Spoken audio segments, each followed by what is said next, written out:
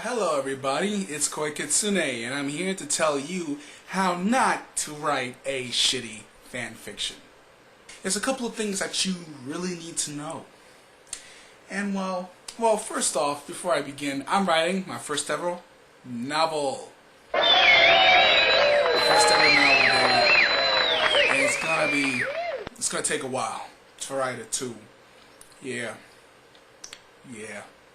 So how are you going to write a fan fiction that does not suck?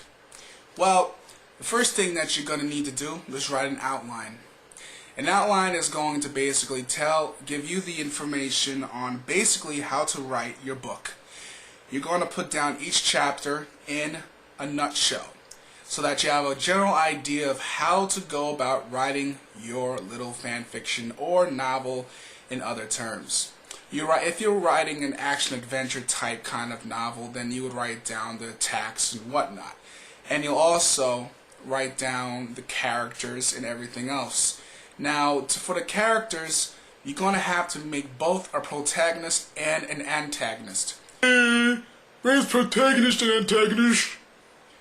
Okay, so I think you guys don't know what either a protagonist or an antagonist is, don't you?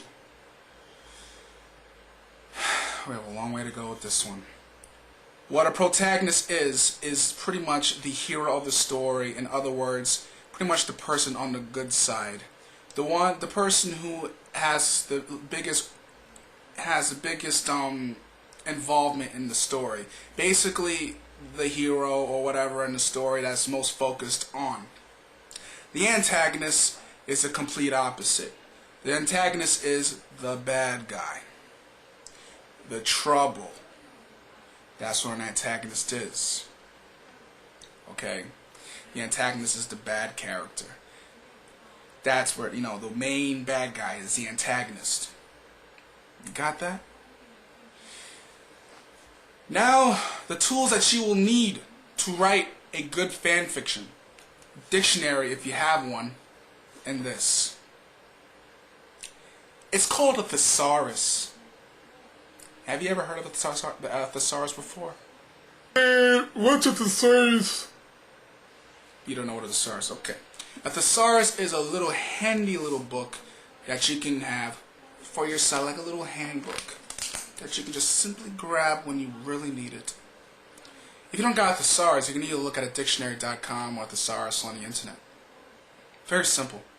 A thesaurus is very good to use, especially if you want to use a particular word, but you want to come up with an intellectual way of saying that word.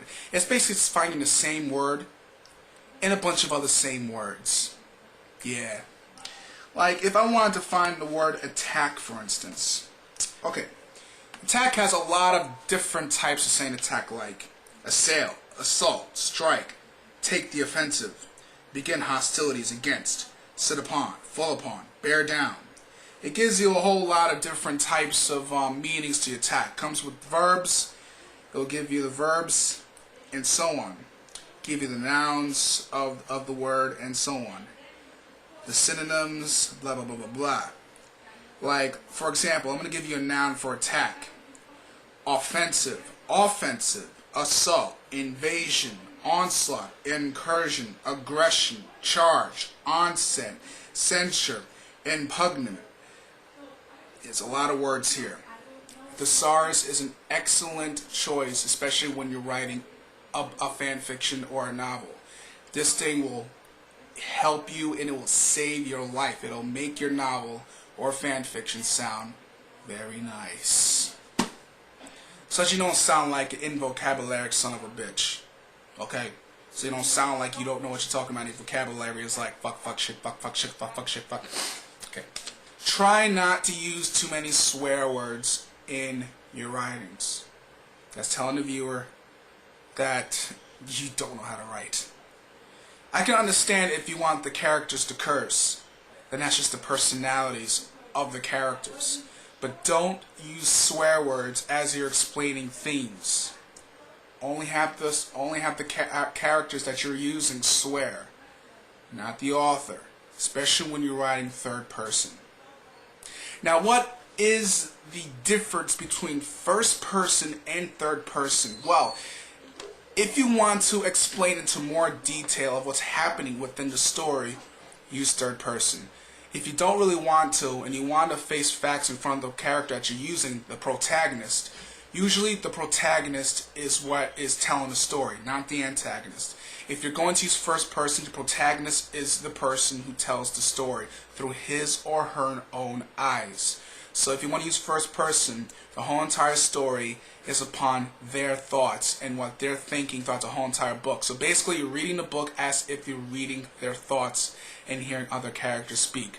Third person is not like that. You're basically like watching it movie style, where basically you're just watching the character do actions and you watch another event from their perspective. That's third person. So if you want to use third person, there's a lot that you need to explain that you cannot do from a person's set of eyes. Then you do it in third person. That's really about it. You choose whether or not you want to do first or third person view when you're writing a book or a fan fiction, whatever the hell that you're planning on doing. Get a beta reader. Do not publish or put it online until you have a friend test read it to find grammar errors and suggestions. You do not want to put it onto the internet when really it sucks. And you have misspelled words, you have misspelled this, you have crappy formed paragraphs that have nothing to do. It's like you're writing paragraphs, and the paragraphs, like one paragraph is two scenes when it should be separated. One scene and another scene. One paragraph is one scene, another paragraph should be another scene, or at least a change in pace. Do you understand this? Okay, we're good. I hope you understand this, because looking at largely placed paragraphs that could take place in two different rooms or two different sets should be separated. Unless you're quoting what somebody says. That's another thing. You have to quote what people are saying. Yes, the quotes. You have to use that if a character is going to speak. Get it? Good. But that is very crucial. Get somebody to beta read your fanfic or your novel. Do not put it out, because you will get flamed. And hey, and if you don't, we're going to find your fanfic, and we're going to read it, and we're going to call it a piece of shit. Hope you're prepared for that if you fuck up. If you're going to write a novel, make sure that it's very well planned. That's where the outline comes in. Make sure it's very well planned. Do not write a fanfic and just go along whatever comes to mind. Don't write chapter per chapter per chapter per chapter if you don't know what you're writing. Know what you're writing first before you do it. Another thing is, don't write your damn story in WordPad. Don't do it, okay? That is dumb. Don't even do it in Notepad. Retard. Do it in Microsoft Word. And if you don't have Microsoft Word, fanfiction.net offers a free program that comes very close to Microsoft Word. It's called OpenOffice. Download it. It has a spell check. Get it. Because I read a lot of fan fictions, and they have horrible, horrible spelling. Get OpenOffice. It will do spell check for you. They even advertise it on their site. It's free to download. Get it. Thank you. That just takes so much stress off my chest. And that's really about it. If you need any more advice on how not to write a shitty fanfic so that we don't find your fanfiction and talk shit about it, then you do that. Contact me on my Koi Kitsune 2006 account and ask questions. Or you can ask questions on this account. And you can find out how to make good fanfictions so that in the future we can make a new series called Good Fanfictions, or whatever we're going to call it, to where we actually read good written fanfictions. Peace out. I'm glad you listened to me. Now I gotta write this goddamn book. Oh yeah, my fingers are gonna hurt. Writer's block, don't come. Don't come. You'll know why I say writer's block. I hate that fucking shit.